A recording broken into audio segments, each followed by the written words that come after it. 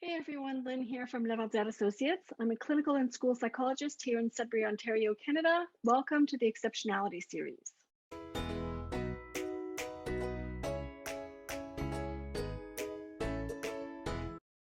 The Exceptionality Series is basically going to be a series of mock feedback meetings where I share with you the results of various psychoeducational assessments that I've done over the years.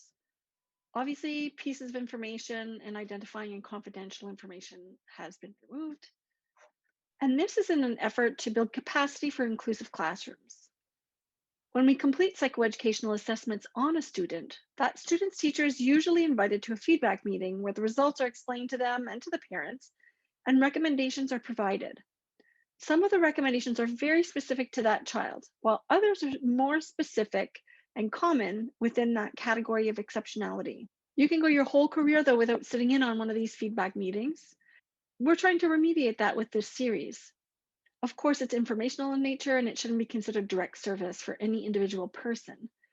I hope, though, that it gives teachers and parents a glimpse of what each category is or isn't, and what to expect within a regular classroom when a child meets criteria for one of those categories. First, a primer for those of you in Ontario. So this may not apply if you're elsewhere in the world. Also, if you know this information, feel free to move on to the next presentation.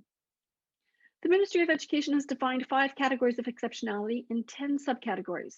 The exceptionality categories are behavior, communication, intellectual, physical, and multiple.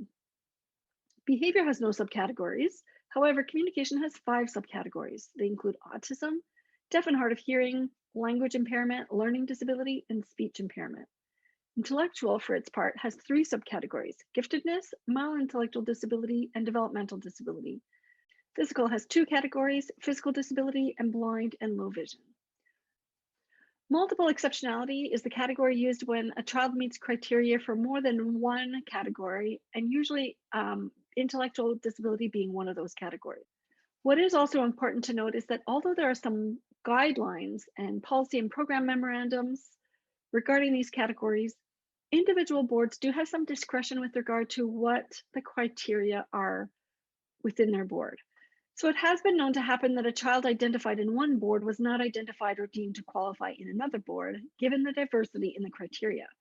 So no one psychologist is more right than another. This is more an administrative fact than anything else.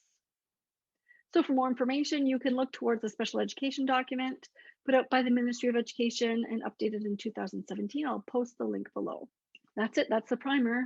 Next up is going to be mild intellectual disability. So I look forward to seeing you there.